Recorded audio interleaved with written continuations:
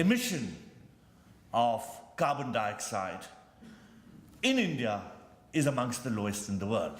The per capita consumption of fossil fuels is low, and hence the per capita emission of carbon dioxide, which is one of the major villains in regard to spoiling the environment and the climate, that per capita emission is also low. And we, in our development process, would need to grow, and we would need to consume more, and I do think that there is growing recognition of our needs, not only here in the United States, but elsewhere too. Empowerment is the fifth of the E's. Of course, how does empowerment come about? You are a highly empowered society. You've done it through a variety of ways: legislation, education, strengthening the grassroots. We in India have also engaged in this process. We are committed towards spreading universal education. We are achieving higher and higher targets in this regard.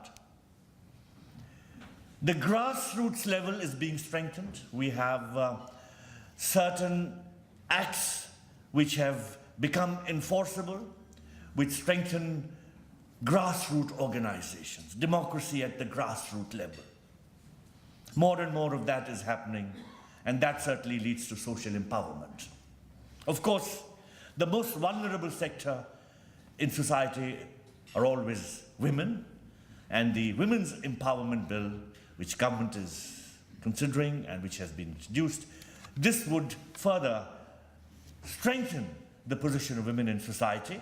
Of course, I must mention to you that the President of India is a lady. The Speaker of the Lower House of Parliament is a lady. There are several women who are ministers. There are several women who are chief ministers, including the Chief Minister of the state of Delhi, the Chief Minister of the state of UP from where I come from, and several others. The point is that government is actively encouraging women to play a more and more significant role in life, and thereby promote the empowerment of this extremely important sector of our population.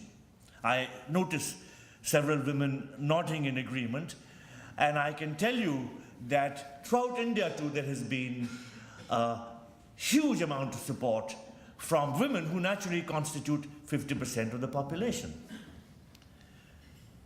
Well, friends, there are several issues which naturally would be agitating your minds. There would be questions which you would like to ask. I would be happy to answer them to the best of my ability. Let me mention that we remain extremely keen to engage in a serious partnership with you. We are a country which since 1991 has been opening up our economy. Before 91 we were a closed and centralized economy, but we have been opening up our economy. And the US business sector has been actively engaging with us. One of the important points that used to be made to us was that our infrastructure was not developed, that Indian economy could never grow in the absence of suitable and proper infrastructure. Upgrading our infrastructure, building new airports and ports and highways and so on and so forth has been a primary task of our government. We invite you to take part with us in our infrastructure development, because that holds great prospects for all of us.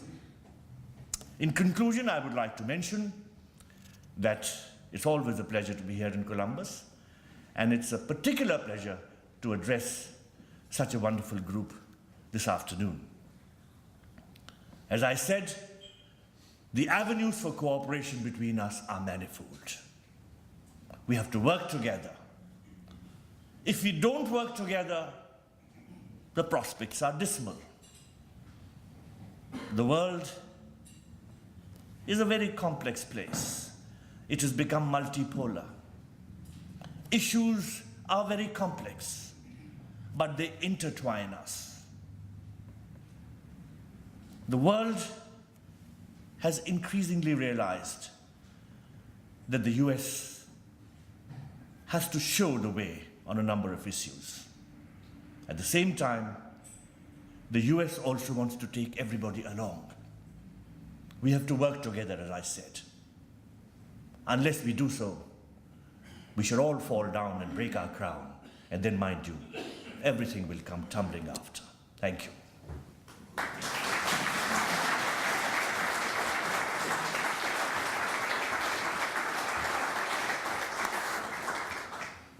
Thank you so much. Now's the time when we open it up to questions. There's a microphone there. We ask you to come, 2 microphones.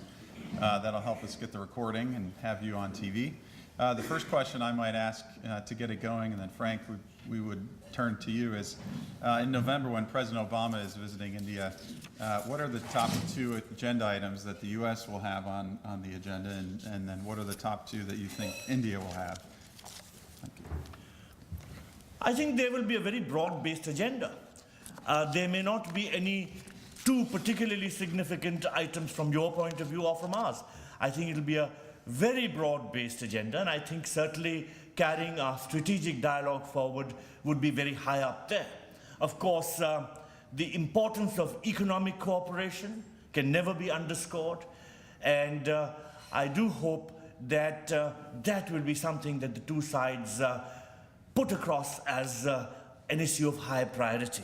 Since I'm speaking to businessmen here, and several of you are in economic areas of activity, I think this point will be well understood.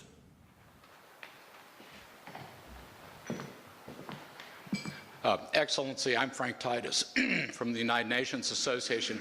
I recently had the privilege of reading a couple of articles in U.S. Naval Institute proceedings authored by 2 of your most senior military leaders in India. And the thrust of these articles was that India, in the wake of the 26 November attack, went through a comprehensive evaluation and development of lessons learned in terms of counterterrorism, and has chosen with great transparency to share that with the Western world as well as your allies in Asia. And in fact, today, India stands as a recognized leader in the effort against terrorism as a result of this comprehensive study that was done after the November 26th attack. I wonder if you could share a bit more with us about that. Our 2 countries have been working very closely in terms of having joint discussions on the issue of terrorism. Terrorism anyway